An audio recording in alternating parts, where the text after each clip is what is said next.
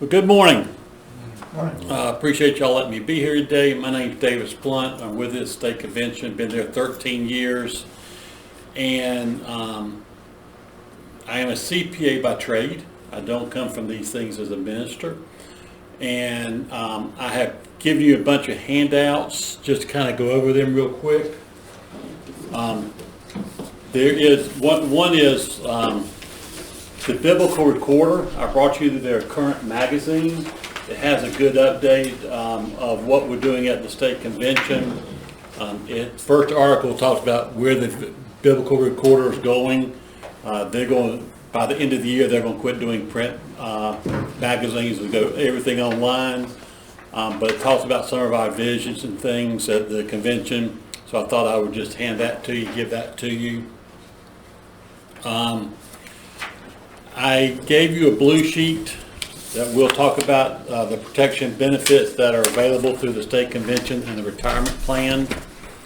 I gave you a quick little test that we'll go over to see how well you know about being prepared for retirement. I gave you a 2-page or 4-page summary of the One Big Beautiful tax bill that I thought would be applicable to churches and individuals. It is a very good summary, I think. The bill was about 400 pages, so 4 pages is not going to give you everything about it, but gives you some highlights and things. We can go over that if you want to today, because I want this to be a proactive meeting for you. I do have a canned program, but if you want to, let's go ask questions and answers. I can go about it any way you want to go, but I want to just hand you that. We're going to talk about the Guidestone retirement plan and things you can do with distributions when it's time to retire. So I handed out just an estimate guideline just to kind of go over that for you. And something I normally don't do, I gave you all the slides from today's presentations. Normally I would email those to you. I gave them to you today. We will not hit everything in that handout. It's about 54 pages or 54 slides long, getting to a lot of areas, but there's some things that I thought you might be interested in having when you can't sleep at night and you need something to help you go to sleep. You can thumb through those pages and try to get some ideas of what it means to retire, what qualified charitable distributions and everything else are. And then lastly, I gave you a book from Mission Dignity called 40 Devotionals. Mission Dignity is part of the Southern Baptist Convention, where it has 2 missions. Mission number 1 is to provide financial resources for retired pastors, their widows, church staff, somebody who has 10 years or more of SBC service as an employee, who are living below poverty. That if they are not able to make ends meet, then they can reach out to Mission Dignity and get resources. Mission Dignity gives 12 checks a month. I think it's $300 for individuals, $450-ish for couples. Comes every month to them. Because of your generosity to the state convention, we send Guidestone a check for about $55,000 to give every recipient a 13th check. So you get 13 checks a year because of your generosity and their commitment to those who are retiring and living below poverty. So my goal with the book is actually 40 devotionals written by the recipients of Mission Dignity. In North Carolina, we have 160 recipients of Mission Dignity benefits. They get about $750,000 back into the state of North Carolina to take care of their financial needs. There's a wonderful video, it's an old one, and the lady goes, "And I got to eat last night and it wasn't a piece of toast." I mean, some of these people are really living in a very difficult way, and I think we need to take care of them. North Carolina recipients get about $750,000 back. North Carolina is doing much better. We contribute about $530,000 toward Mission Dignity. And if my math is right, we're about $220,000 short of taking care of North Carolina recipients. And my goal has been and will continue to be, I want North Carolina churches, individuals, institutions to be able to take care of North Carolina people who are in need. So if I could get every church who's affiliated with the state convention to give $200 out of their annual budget, not monthly budget, annual budget, and contribute to Mission Dignity, then we will make up that difference, and we can say we're taking care of our own people. That's my goal. The second part of this conversation is they are looking for people who are in need. So if you know anybody in this community or anybody who has 10 years of Southern Baptist service, or is a widow of somebody with Southern Baptist service, and they're living below poverty, please let them know about Mission Dignity. Help them go online and get an application, and let them know they're looking for people to contribute or to help support in their time of need. So that's just my commercial for you, and hope you enjoy the devotional, and we'll get started. I didn't really know what the demographics of this group was going to be age-wise, so I kind of geared this thing more about how do you prepare for retirement, what should you be thinking about as you get toward retirement, and then when you get ready to retire, because there's a phase with the IRS that we get to accumulate money from the day we start working to the day we retire, or 73. We get to accumulate money for preparing to retire. But then there is a phase in our life that the IRS says, and it's time to stop getting tax savings, and now it's time to start pulling some of that money out. And under the laws, at a certain age, which right now is 73, we have to start taking money out. Guidestone has a lot of options. Guidestone should be your primary source of retirement money. Social Security should be supplemental. And with Guidestone, IRAs, a spouse's retirement plan, and Social Security, my goal is that you have enough money ready for retirement that you're not looking toward Mission Dignity as a source of income, but you are looking to the resources that you have to take care of retirement. But I asked a question the other day. This is my third workshop of this week, and I asked a question the other day based on a question that was asked to me. Do you know, does a pastor ever retire? And everybody said, they started laughing at me and said, well, no. And in front of me was a friend of mine who's 92 years old, still does a weekly Facebook presentation to all his friends. He was an Ecuador missionary, and he is as active as anybody else. And so there is no such thing, in my opinion, as a retired pastor, and the IRS can't define it as such either.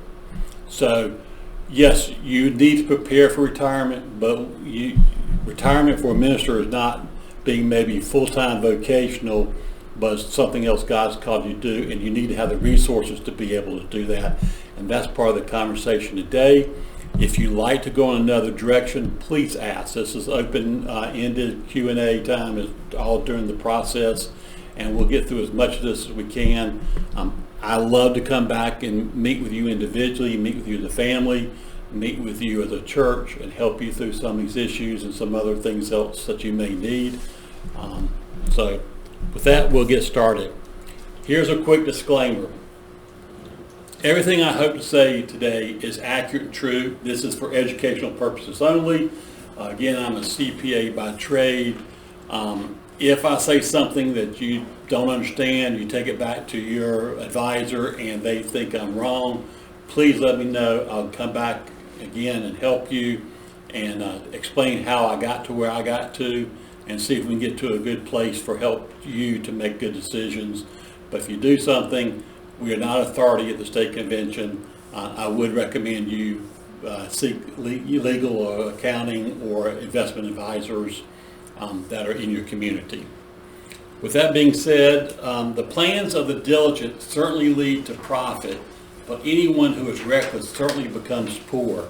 And that's kind of the goal here. We need to be diligent in what we do.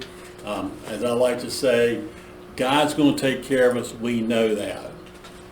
A lot of people will tell me when they're younger, Well, I won't start the retirement plan now, I'll start later. Well, I will tell you from experience, I said that when I was 22, and at my age, that 40 years goes by very fast. And before you know it, if I haven't started 22, 25, all of a sudden I'm going to be 50 looking at trying to get ready for retirement. And it's never too late, but it's a lot more difficult to get to where you need to be. And I have a slide that I didn't put in this presentation, that if I start at age 25 and put $100 a month into my retirement account until I turn 65. So for 40 years, I put $100 a month into my retirement account.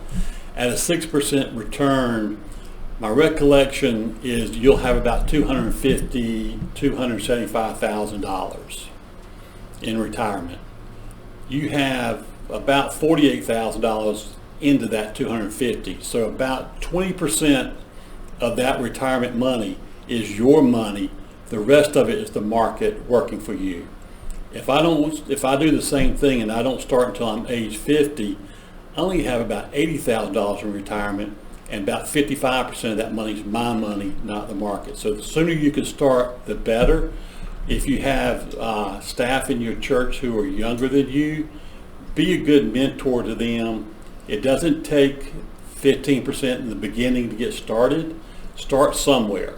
Even if you take 1% of your salary and then each year you add a percent so you get to a certain level, be that good mentor to your staff and other folks around you to get prepared so they're in a good position as well. So here's some common planning mistakes. A lot of times we don't plan for our future financially. A lot of us don't even plan for the present. A lot of people don't have a budget. A lot of people don't have an estate plan. Some people don't have goals of what they want to do and where they want to be. So failure to plan is a common mistake. It's great to put your head in the sand and just say, God's going to take care of me. The church is going to take care of me. It's going to work out. God's going to take care of us, as we said before, but it does take some requirement to plan. Failure to communicate. Communicate with your advisors, communicate with your spouse. What are your goals? What do you want to try to do? I unfortunately was a divorced person, and my first wife and I, we had her finances and my finances, and what we tried to do in the middle, we never communicated, and it made it very difficult in our household to try to do any kind of planning for the future and what plans really were. Don't procrastinate when it comes to savings. Some people will say, I'm going to opt out of Social Security. If I'm a new minister, within the first 2 years of ordination, you can opt out of Social Security because you don't believe that Social Security should be applied to your ministerial income. And most people say, well, I can't afford to pay the IRS 15.3% because I don't make enough money at the church to do that. I get it, I understand that, but you got to do something. And for those pastors who are thinking about opting out, I will tell them, and I tell anybody, make a vow of retirement. I'm going to pay either Social Security X amount of dollars, or I'm going to pay Guidestone X amount of dollars, but some portion of my salary and my income is going to go in a savings account or retirement account. Financial planners say that you should have somewhere between 3 to 6 months of your earnings in savings now, so if something should happen with your job or something should happen financially, that you'll be able to recover from that and take care of that during that short period of time. So just don't not save now because you're going to do it later, or you can't afford to do it. You can't afford not to start saving something now. Again, even if it's a small amount, to just start putting something away. We talked about failure to budget, failure to diversify personal finances. I have too many people I know that don't like the stock market. They like Guidestone, so they put everything in the money market. Well, money market's a little bit better today because you can find it at 3.5–4%, which is better, but still that's barely keeping up with inflation. So yes, you're making 4%, but our inflation is 3%. So for your buying power in the future, you're breaking even at best. In the old days, which was probably 4 or 5 years ago, money market was making 1/2–1/4%. You weren't making anything. You need to diversify. The younger we are, the younger you are, the more risk you can take. The market has always proved to be resilient over the long term. In your retirement accounts, I like to tell younger pastors, as a younger pastor, you like market corrections, because when the market corrects itself, it goes down in value and you buy everything cheap. As an older person who should be looking at retirement pretty soon, I don't want market corrections. I don't want the value to go down, because then that's also the value of my retirement.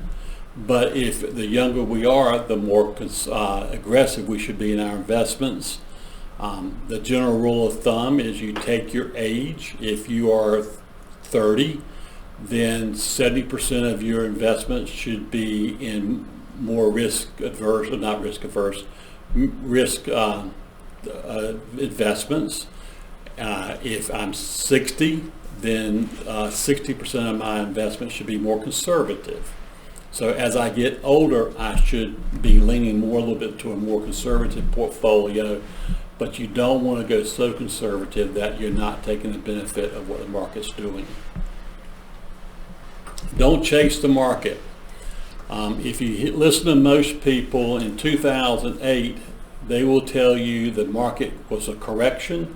It really was the first correction most young people saw. Between the late 80s, 90s, and early 2000s, there were no corrections. The market was going strong. Everybody was making money. They never had issues. I can tell you, I'm old enough to remember when gas was 30 cents a gallon. I remember when it jumped to $1. I remember when you had to go sit in gas lines every other day just to hope to get gas. And fortunately, I lived in a small town called Rockingham. And when you knew all the gas station owners, you could kind of go in at night and get your car filled up because they were friends of yours. But otherwise, prior to 2008, most people never experienced any market issues or whatever. Well, when the market corrected itself in 2008, everybody lost 20 to 30% of their value.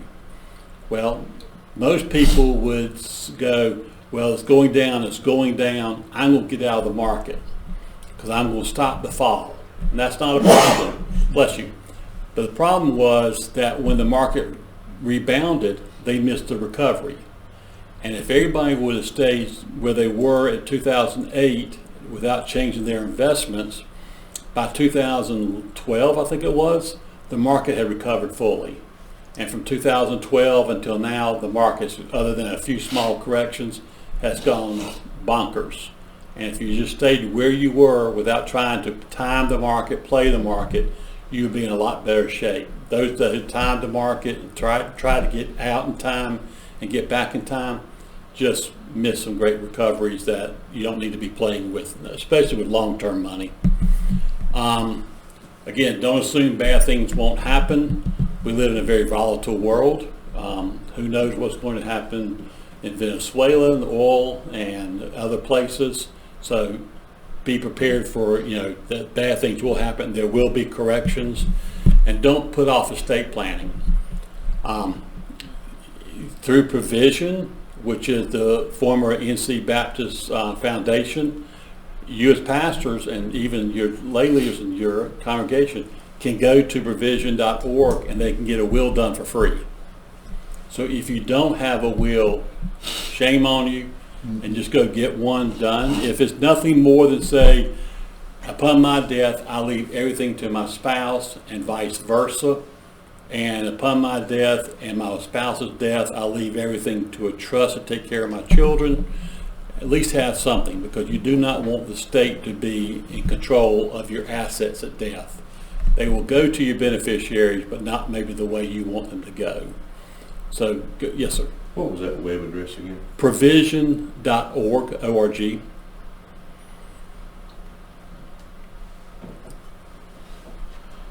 And one of the things that Provision is trying to work through, and I'm trying to, when I get to talk to older members of church, you should take part of your estate, and this is something I would tell again the older members of your church, and you should tithe your estate.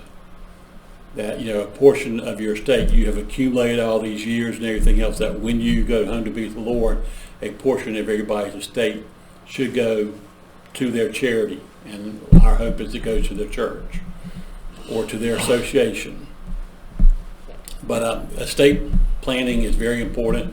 It tells you how you're going to take care of, who's going to take care of your children, who's going to take care of your assets, your affairs, what you want to go where. However, just don't put that off.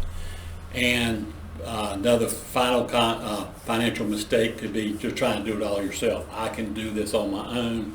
I don't need outside assistance. At the state convention, you have me as a resource. Again, I'm not authority, but I know enough to be dangerous, and I'd be glad to come help you and try to answer questions, and at least get you started in the right direction. Any questions?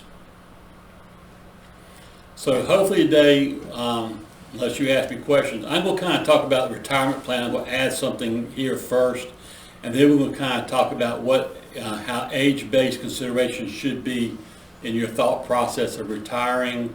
What are your distribution options with Guidestone? Hopefully we'll get to a little bit on Social Securities. I doubt we will intermingle required minimum distributions and QCDs, but again, you have the handouts for all this, so if you have any questions after you read, and when you can't go to sleep, contact me and I'll be glad to try to help you. Let's talk about the retirement plan real quick. Guys, as a member of a Southern Baptist Convention, member of NC Baptist, you have access, your employer has access to Guidestone as your employer plan for retirement. It's a 403B plan. It's a great plan. They do well in investments, but everybody's doing well in investments right now. They invest only in socially screened funds, so if you are opposed to having your investments in the industries of abortion, alcohol, tobacco, gambling, and pornography, they do not invest in those companies. Now, they're not purist. I had a discussion the other day with somebody like, oh, I know this company, they do better job of screening than Guidestone does. And I'm like, well, do you fly? Goes, of course I fly. I said, you know that the airlines sell alcohol. And if you're really opposed to alcohol, then you shouldn't be flying. Well, that's not realistic in this world that we live in today. It's just that alcohol is not the primary revenue raiser of the airlines. They are transporting people, and that's what Guidestone looks to. As an employer plan, the employer can put money into your retirement plan. I'm a big proponent when I go to churches that the church should contribute money to every employee's plan, specifically their pastor, but every employee's plan something. And then the plan can allow employee that you can put some of your own money in there. The nice thing about the Guidestone plan, as a minister, what you put into your retirement plan not only goes in income tax deferred, but it goes in self-employment tax free. So if I put $100 into my retirement plan this month and I'm a pastor, not only do I not pay income tax on that today, I don't pay self-employment tax. So that just saves you 15% right there. Now, I'm a big proponent that if you're going to save that 15%, why not invest that in Guidestone, and rather than giving Guidestone $100, give them $115. Go and invest your current tax savings for your future. But that's not practical because of economics, I understand. But for a pastor also with Guidestone, when you are called out of full-time vocational ministry to do something else God's called you to do, and you're looking to Guidestone for your retirement plan, as a minister pulling the money out of Guidestone, that can be treated as a housing allowance, and it can come out income tax free. So for a minister, a retirement plan contribution, both the employer and the employee, not only goes in income tax deferred, it goes in self-employment tax free, never subject to self-employment tax. And as a minister, as long as it comes out of Guidestone, it can come out income tax free as housing allowance. Nothing better out there. If you have a spouse who works and that spouse is putting money into their retirement account that's not being matched, then tell the spouse, please take your money home, and what you're putting into your plan, I'm going to take out of my salary at the church and put it into the Guidestone plan. You save self-employment tax, and I'll get it out income tax free as housing allowance. Now, unless you can figure out how to ordain your spouse before you go home to be with the Lord, if you go home to be with the Lord first, when she gets the money as part of her estate or time to distribute, that's not housing allowance. It's only for you as a minister, just like it is as a vocational pastor. You get the housing allowance as a minister. Yes, sir. Is that 100% of your retirement that you draw out each month that can be claimed as housing allowance? Well, I hope not. Percentage? I hope not, because I'm hoping you put so much in there that you're pulling out more than the cost of your housing. But yes, just like you in vocational work, you can take up to 100% of your salary as housing allowance. You can take up to 100% of your distribution as housing allowance.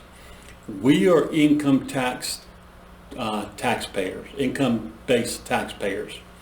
So we pick up income based on the cash we receive, with exceptions. We only get a deduction or exclusion from income for what we spend. So just like as a vocational pastor, if you ask a housing allowance of $20,000 and you only spend $15,000, then you're still taxed on the delta of $5,000. Same thing, but yes, you can tell Guidestone when you apply for distributions from Guidestone, they're going to ask you, do you want housing allowance? And you can tell them, I want 100% as housing allowance, and if you don't use it all, you just pick up the unused portion. The reason I asked that question is because I am drawing from Guidestone. Okay. And part of mine is housing allowance. That's the reason why I asked, because I'm only doing a certain percentage of that. Okay. You're still full-time vocational pastor? No, I'm retired. Okay, you're totally retired. Okay. Yeah, because primarily the housing allowance comes from your employer, but once you don't have vocational income from an employer church, then yes, Guidestone would be the alternative to it. And I do believe there's no clarity in the tax law, but if you are working part-time in a church and the church income doesn't give you enough money to cover your housing allowance, then you can still use Guidestone portion of it to cover the unused portion of unavailable housing allowance. Any questions on Guidestone? Oh, the blue sheet I gave you. When you participate in the Guidestone retirement account, we provide 2 protection benefits. Now, if I am a minister, you will qualify if you're part-time, I don't know what part-time is, bivocational, full-time, you qualify. If I'm a non-minister, I have to work at least 20 hours a week at the church. But as long as $50 a month is going into your retirement account, we provide 2 protection benefits. And if you go to the back page or second page, you'll see the 2 benefits. Benefit number 1 is a disability benefit. That in the event I become disabled and I'm under the age of 65, after 5 months of disability, it works like a long-term disability benefit. Guidestone and the convention pool their money together and will give you and your family up to $500 a month during the term of disability or 5 years, whichever comes first. In the event that you go home to be with the Lord and you're participating in the plan, you can look at the table, find your age bracket, and you can see how much Guidestone will provide you and your family, or your family, in the event that you go home to be with the Lord. These benefits don't cost the church anything. They don't cost you as an employee anything. All that is, the only qualifier is that at least $50 a month is going into your account per month. Bless you. These are not insurance products. These are not anything that you can take with you. They are our way of incentivizing you to get into the plan, to incentivize the church to get you into the plan. They are supplemental. They are not intended to be full income replacement. But as I like to try to say as politely as possible, you receive these two benefits and you're not employees of ours. This is our way of stepping beside you, the church, you, the staff member, and help take care of your staff during some difficult times. And it's a way, again, of getting you into the plan. Any questions on the retirement plan? If you're not in it, let me know. Love to get you in it. We need everybody in it as possible.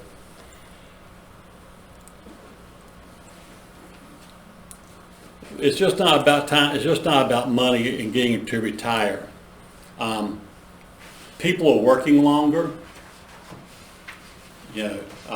People would like to retire early. I can remember when I was a kid, everybody retired at 55. Do you know when Social Security came out that you could not get Social Security benefits until you were 65 years of age? There was no early retirement, whatever. You could only get it at 65. You know that average life expectancy back in the 30s when Social Security got started?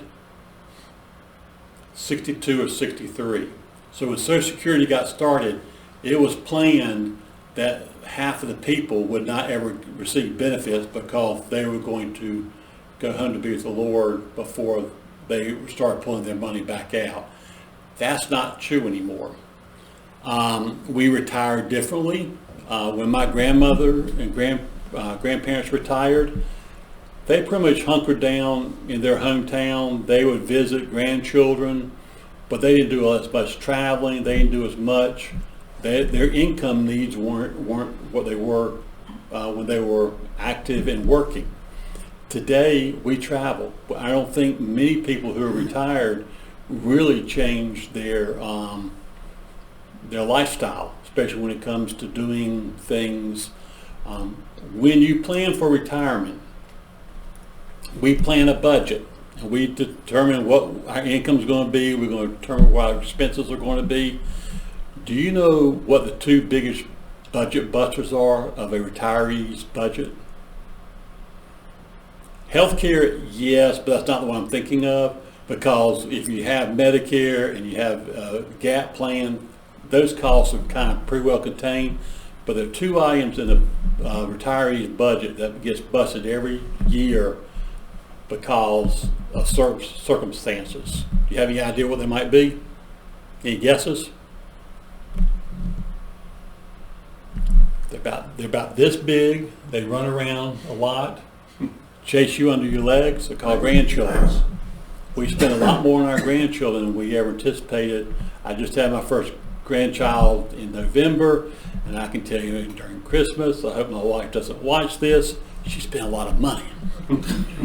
Second reason people bust budget is going out to eat. Well, honey, it's a long day. We've been on the golf course. We really don't want to go home and eat or whatever. Why don't we just go out and eat tonight? You do that the next night. And even Chick-fil-A is not cheap anymore, and they bust budgets real quickly. So, I gave you a little quiz.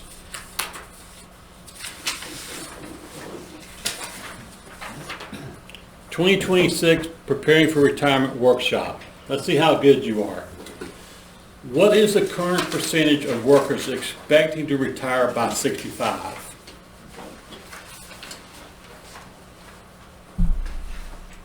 By 55? By 65. Oh, by 65. Under 50%? 23% of the people expect to retire by 65. Very low percentage. 23%? You said 23? 23. What percentage? Actually, it says 47% expect to work past 65 or never retire. I really don't want to retire. I like what I do, and I don't know what I could do retired sitting at home all the time. What percentage of the actual workforce retire earlier than planned? 70% of the people actually retire early. The actual median age for retirement is 62. Health issues, parent issues, just age issues with the job. There are things that, that we get, we don't get to make it at 65, our desired retirement age. We end up retiring earlier than we anticipated or wanted to. Okay, what is the full retirement age for Social Security? 65? Oh, it changes, doesn't it? Well, it's changed. If I'm born in 1960 beyond, full retirement age is 67. If I'm born between, I think it's 55 and 60, then it's like 66 and 2 months, 4 months, 6 months, 8 months. Full retirement age is very important in Social Security if we don't get there, and I have slides on it for you. Full retirement age is when you get your normal maximum benefit per month from Social Security. There's no reduction in your benefit. If I take early retirement, I get a reduction. If I wait past full retirement age, I get a little bit of a credit and premium. Full retirement age allows me to get the full maximum amount of that I'm available based on my earning records. Also, once I hit full retirement age, I can continue to work without any penalty. If I decide to retire at 62, well, let me rephrase that. If I decide to take money out of Social Security at 62 and I'm still working, that's fine. But if I make more than $24,000 some odd dollars, then for every $2 I make more than that $24,000, I got to give Social Security back $1. Now, it's not a penalty. It's just you give it back to them, they put it back into your record, and you'll get it in the future. I tell people that Social Security is not a supplemental cash flow program, it's a supplemental retirement program.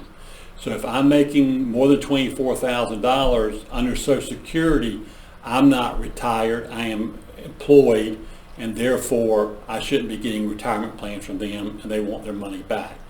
Once I hit full retirement age, 66 and a half for me, 67 for those 60 and born in 1960 and beyond, then I can earn $200,000 and I still get my full retirement plan from Social Security. So full retirement age is a very important age. What is the general life expectancy of males? 67? 73. 73, huh? It's 73.4 in the country, and Moore County is 73.6. You get to live a couple extra months in Moore County than you would if you lived in Wake County. For females, the average life expectancy is 79, and it's almost 81 in Moore County. And the general life expectancy is 76, with Moore County being 77. So if I retire at 65 and I'll meet life expectancy of 73, I got 8 more years to live off of. And that comes with a cost, and that's what planning for your retirement means, is how do I, not only with Social Security, but how do I make ends meet in retirement, and should we have enough money put away? What percentage of workers are confident they have enough money saved for retirement? Under 20%?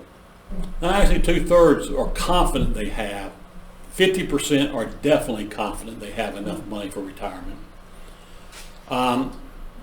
What percentage of your current income would you need for during retirement? And that's anywhere between 75 and 90%.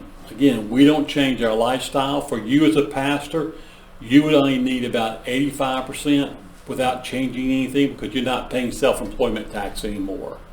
But if you do anything less than 85%, then most likely you got to change some of your lifestyle. Maybe not travel as much, maybe not go out to eat as much.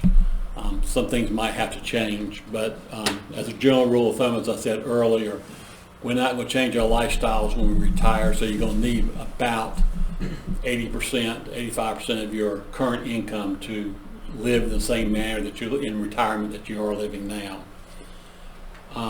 We're going to skip the next one because we'll get there in a minute on another one. At Guidestone, those who should be thinking about retirement, 65 or 67, the average balance for those people across the board is less than $100,000. More than it's more like $75,000 that people have in their retirement account at Guidestone.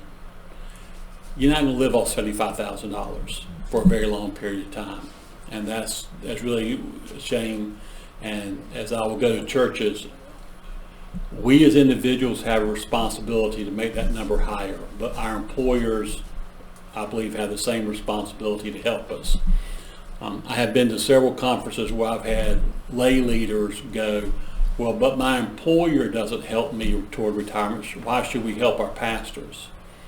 And my comment back to every time somebody asks me that kind of questions, my comment should be, our church should be better than the standard employer. Amen. We should be the light on the hill, not only to reach the lost for Christ, but we should also be the light on the hill to show how a business is run and how staff are taken care of, and that includes benefits and retirement. I understand economics, I understand budgets, but we should have a responsibility to help make sure. The nice thing about our retirement plan is very flexible. What a lot of churches are doing now, that will say, and make up your percentage, but I won't give you my percentage as each percentage. When you come on staff at the church, we'll put 5% into every staff member's retirement account, senior pastor, whatever.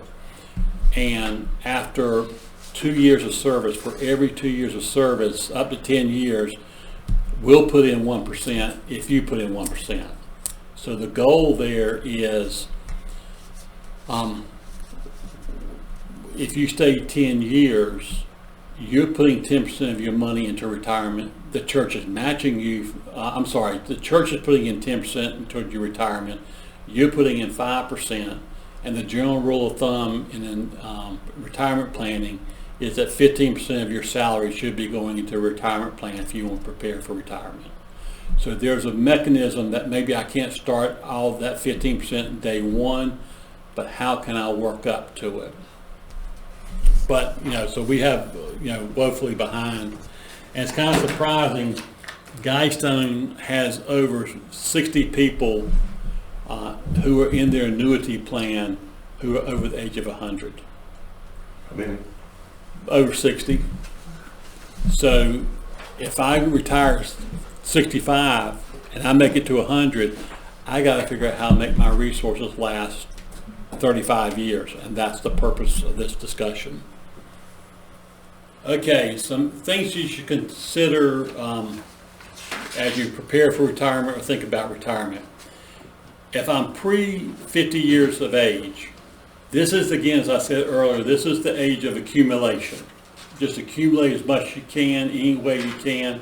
One thing, go back for a commentary.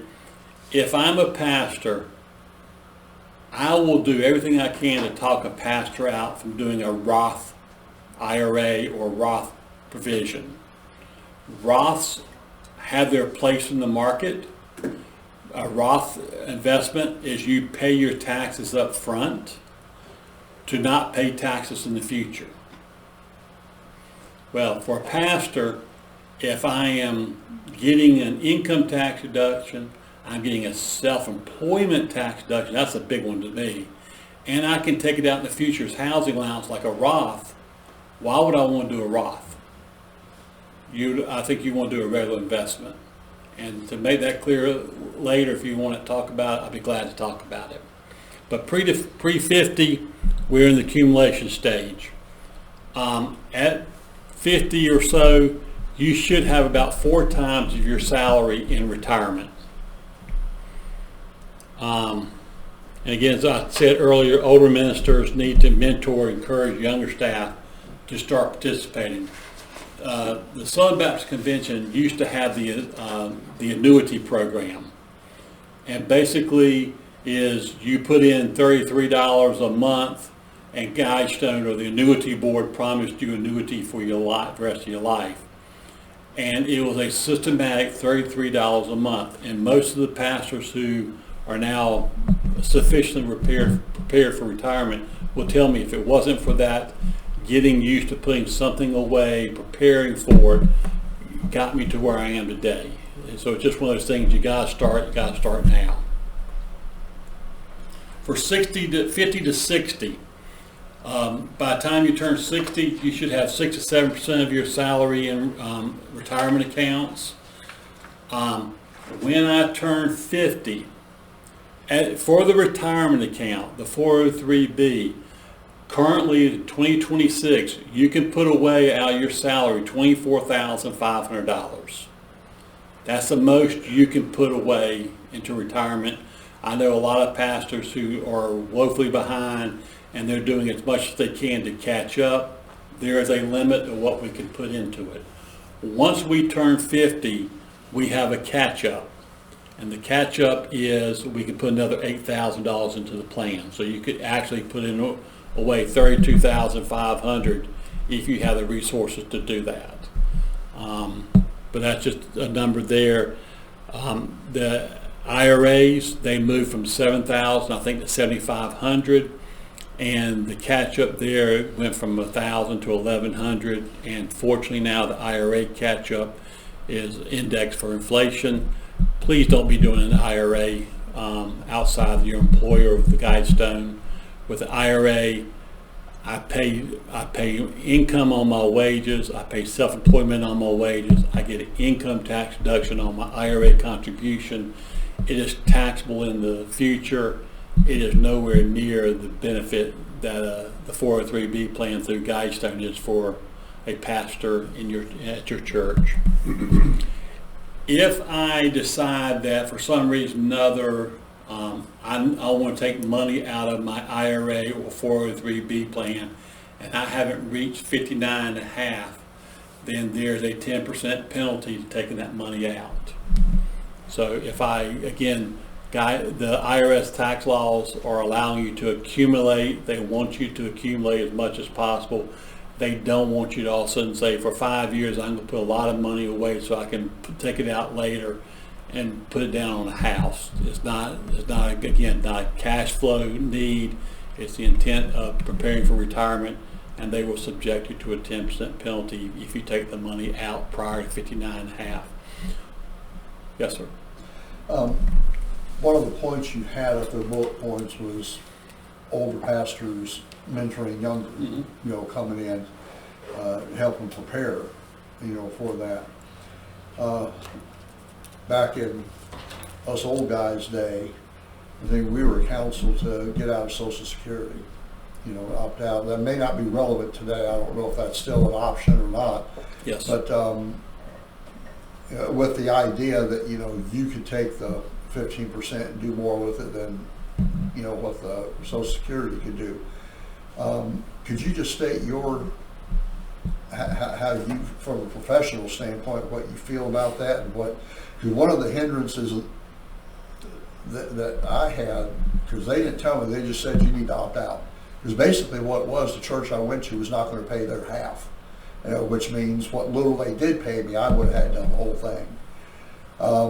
They did not tell me, I did not know that if something had happened to me and all of my children would have gotten a check, and everything up until they were 18, they didn't tell, if I'd known that, I'd never gotten out, but I did.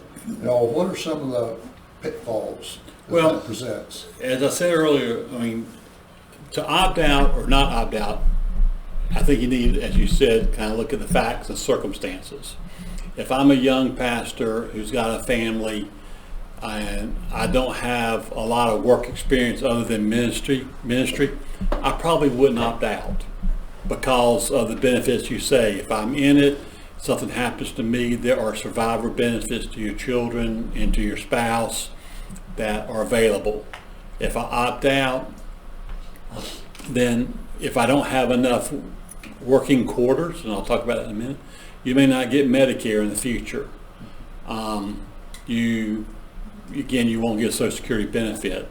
The way Social Security works is you have to have 40 working quarters from which you put money into the plan. And I think it starts like at age 21. Now, it's not like I worked at 15, 16, 17, 18. So basically from 21 to 31, or for 10 years after 21, I have to have 40 quarters that I put money into Social Security. Once I hit that marker, then I am eligible for Social Security, I'm eligible for Medicare, and I'm good. Now, when it comes to retirement, Social Security is calculated, they take your best 35 years of earnings, they index early earnings to today's dollars, they take that average of 35 with some formula, and that is your benefit.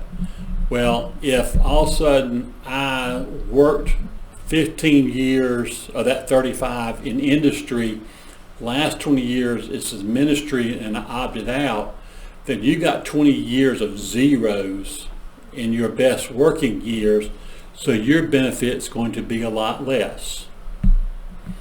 Now, what's the right answer to do one or the other? I don't know the answer, because I have pastors who, all of us, I will tell you, Fred Flintstone and I, when we started working, says Social Security will never be there when we get ready to retirement. I'd rather be putting my money in my own investment account. I do not believe Social Security is going anywhere. Our Social Security benefits will not look like our grandparents' benefits, our parents' benefits, but I believe that if the government got rid of Social Security, you're talking about a mass revolt, because a lot of people, that is their primary retirement. If they got rid of their primary retirement, you would see a mass revolt. So I think Social Security is going to be there. Now, if I've got my 10 working quarters, and as I said, if I got my 10 working quarters, do I opt out or stay in? And that's an individual decision. But as I said earlier, if you're going to opt out, make a vow of retirement. I'm going to put 15% of my salary either to the IRS and Social Security Administration, or I'm going to put 15% into Guidestone. Now, one of the benefits of I've got my working quarters, I got Medicare, I've got some benefit, is that if my spouse worked all through those years, she was a higher earner, and she gets a retirement benefit. At the time that she pulls Social Security and I pull Social Security, the lower wage earner gets a spousal benefit. The lower person gets up to, if not more, than the 50% of the higher earner. So if my wife is working, she makes $2,500 a month for Social Security benefits, and I only make $800. She pulls retirement from Social Security, I pull retirement from Social Security. My $800 now goes up to $1,250. It goes up to half of hers. So there's a lot of what ifs.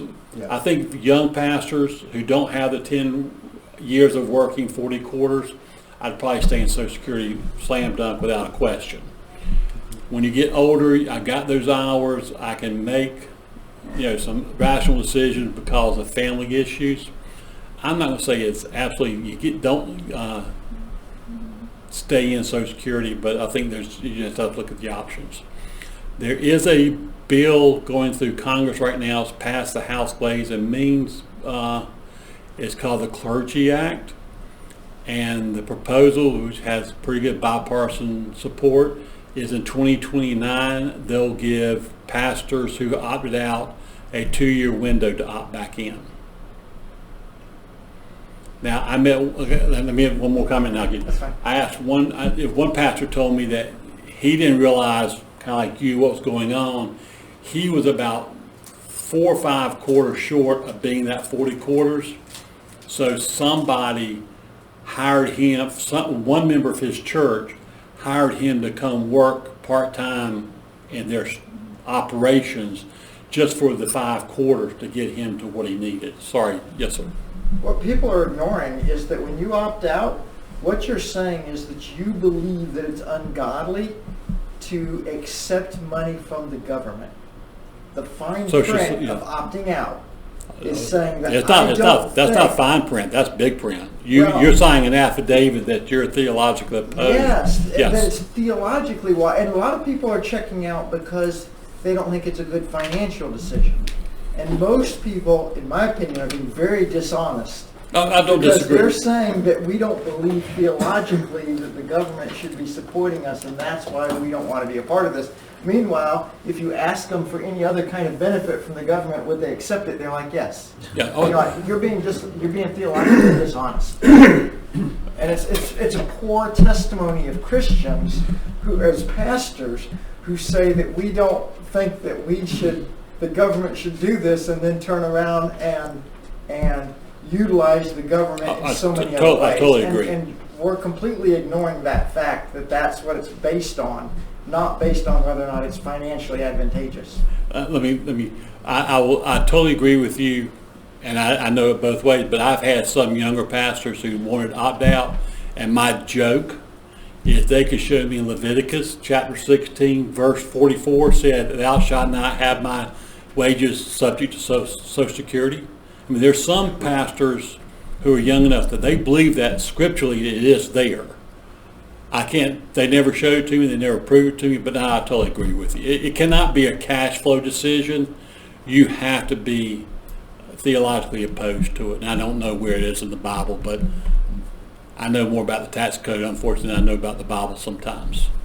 I was just going to throw some humor in there. I'm bivocational, but I work with a young lady, and she's of a different religion that doesn't celebrate holidays and whatnot, and will not participate when we have a get-together at Christmas or what we call the Service Award Banquet. But lo and behold, that Christmas bonus, you better believe she accepts. And there's her joke internally, like, she's not going to refuse or deny that. Like, I think I gave her a card and some candy a couple of years ago, and she, nice note, card is fine, but I appreciate no gifts. I'm serious. And she's in payroll. But you rest assured, she didn't reject that check. You know what I'm saying? And I did have one question to piggyback on the RA because it's bivocational. If you have a 401k with a secular employer, can you transfer that? Like if you leave that employer, Yes. Can you transfer that into Guidestone? Yes. You can roll. All investment houses love rollovers. I'm not going to say that it's very clear that the secular income that's coming over from the 401k coming from the secular income would be eligible for housing allowance. It's not clear in the code, but right. Yes, you can pull it over. Well, and I don't mind sharing, and I shared this with Don, I think I shared with you last night. So I've been in local government and have state retirement and 401. And obviously state retirement I'm not going to touch, I'm going to leave it there, but the question I had, do I just leave the 401k where it is and let it keep building interest where it is, it's done well, or do I go on and roll that over if the church, Are you still employed by the 401k employer? I will be for 2 more weeks. Okay. once you retire, yes, you can roll the money over. But what I'm Most, saying, like, when I leave that employer, Yes. it will stay there, but once I leave there, if the church I'm going to has Godstone, or will, you know, go with Godstone, if that will be an option, could I roll that 401k at yes, my previous employer? as long as you have left employment with the other employer. Right. Most employer plans will not let you have in-service distributions. Right. And what I'm hearing you say also, I'm just trying to make sure I get a clear understanding here. I am going to another employer, and they have a traditional RA retirement program that they contribute and match it to a certain percentage. But from what I'm hearing you say, it would be to my advantage if I was going, you know, put in more than what they were matching, not do it there. I would be better off to put more of my vocational salary into Godstone Yes, sir. because of all these. That's my belief, All yes. right. That's what I was, you know, picking up, but I want to make Yeah. sure. Yeah. Okay, let's kind of rush through this again. You have these slides, 61 to 70. You should have about 8 to 10 times in a retirement account. There's additional catch-ups you can do. You can read about that. At 62, as I said earlier, if you want to start taking early retirement from Social Security, you can, but you can't be employed, at least making more than $24,480 it is. You know, some people say, well, I don't have the earnings, should I take it or not take it?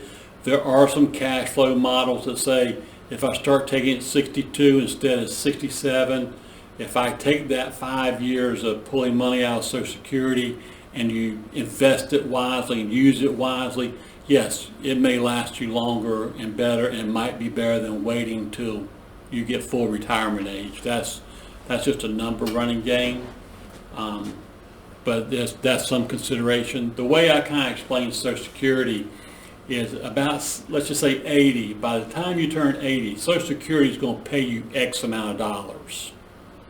If I start taking out 62, they got to spread X amount of dollars over 18 years.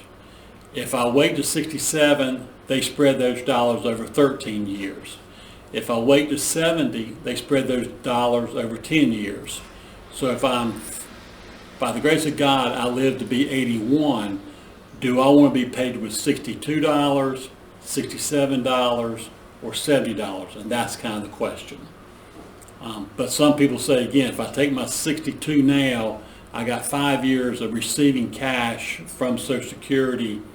There may be some smart ways of doing that and utilizing it, taking it early. We kind of talked about for retirement age. Once you turn 65, you do have to apply for Medicare.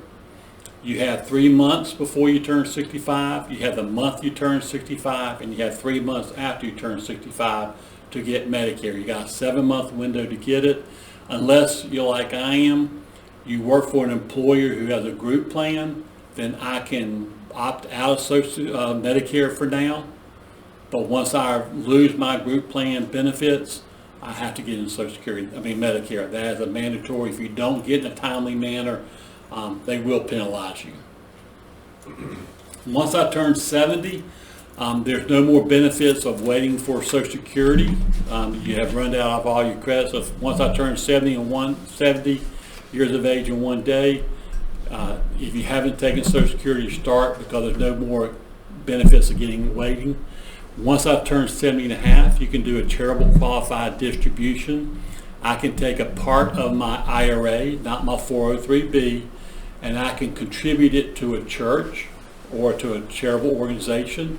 What's the benefit of that? Under the qualified charitable distributions, that distribution, it goes to the church. That's money out of my pre-tax retirement account that I'm not taxed on. If I don't get a tax, if I'm not taxed on that distribution, I don't get a tax deduction as a charitable deduction on my tax return. Well, guess what? Most people at 70 and a half aren't itemizing. So the charitable contributions that they're making to their church is not a tax benefit to them anyway. So why pay tax on the distributions from an IRA if I can exclude it? that's one of those tax planning rules. I don't mind going to a church and making sure they understand it. Davis, I have a quick question. Yes, sir. I know that the President talked about stopping tax and Social Security. Has that come into, Yes, sir. has it happened yet, or is it going to happen, or do you know? Not, what happened, one big beautiful bill is, no, they did not exclude 100% of Social Security, and did we ever think they really would? They That's- didn't include it, is what you said? Yeah, they did not, but what they did, if you're 65 and older, you get a $6,000 deduction on your return. So if you and your spouse are both 65 and older, you get a $12,000 deduction on your return, regardless if you itemize or not, regardless if you take Social Security or not. You just get a $6,000 to $12,000 deduction. That is phased out. If my income is $150,000 or more, that number's phased out. Once I turn 73, my IRAs and for the most part my contribution to the 403B plan are required to take out minimum distributions by law. There's like the first year about 4% of your balance is has to start being taken out of your account. Guidestone has several options of distributing. We're not going to get through all of them. You can do an annuity. An annuity is a way to give Guidestone some of all your money in exchange for a contract. The nice thing about the annuity, it is a lifelong stream of income. As I said, there's 60 people in Guidestone's retirement account that have annuitized. They're still getting money even though their money has long been gone. So if you want to get out of the market, you want to get rid of the risk and rewards of the market, you want that guarantee of a life income stream, then the annuity is nice. The bad thing about the annuity is it's a permanent contract. You give Guidestone some or all your money in exchange for a contract. Once you set it up, it's done, but that's on their side too. If the market crashes, they're still going to pay you. If the market increases, you're set with what you agreed to. You determine how much you want to put in the annuity, when you want to put in the annuity. Do you want to do a single annuity? Do I want to do a joint annuity so I take care of my spouse for the rest of her life? Do I want to do a cash refund option that if my wife and I go home to be with the Lord before Guidestone distributes all my money, the difference goes to my beneficiaries? So what you put into the account or the annuity is always family money if you set up the options. I'm not real familiar with those, what you mentioned. Is that like a lump sum that you're putting in, or can you contribute over time? You lump sum. Lump sum. I'd put in, I've got a $500,000 Guidestone account. I want to put $400,000 into it. They'll use their calculation and say, based on the money you put in, we'll guarantee you $800 a month for the rest of your life and for the rest of your spouse's life. And then the second option to the annuity is you just do a systematic withdrawal. You have a lot of flexibility. The money in the account is still your money. You can change it. You can do it as a percentage. I like for Guidestone to distribute 6% of my balance to me every month. The problem with the systematic withdrawal is if the market goes down or you take too much money out at one time, you could theoretically run out of money. But you have flexibility. That if all of a sudden I kept that same $500,000, I all of a sudden need a new roof, I can go to Guidestone and say, hey, I need enough money out of that account to pay for my roof or to take my vacation or whatever. It gives you some flexibility. When you get there, please let me know. I'll be glad to come down and talk to you about it or whatever, and give you your options and how it all works. And they're good. They're both good programs. Guidestone's there to help you accumulate, and Guidestone's helped you through retirement there. And it is 2 till 10. Any questions? I want to be respectful of your time and your next guest. Please look at the rest of the slides. Again, I knew I wasn't going to get through all of them. This slide set really came from a 2.5-hour presentation. So, but I wanted to give you pretty much everything. I do want to show you one real quick. This is my kind of funny one. Davis, I have a quick question before Yes, sir. you get to that. Now, Sherry and I, my wife's brother is a financial advisor. He works for Primerica Corporation. And so we have a lifetime annuity with them, with his company. We can't start drawing on it till I'm 71, which is 2 or 3 years down the road now for me. But I think I remember us talking about this. But if I pass away and she passes away, because our annuity is guaranteed until I'm 91, or till she's 91. So if there's money still left in that account, will that money go to my children? Have you annuitized it at that time? I'm not an annuity expert, but annuities have their place in the market. Annuities have a benefit. Annuities generally make the seller a lot of money because the commissions are high on it.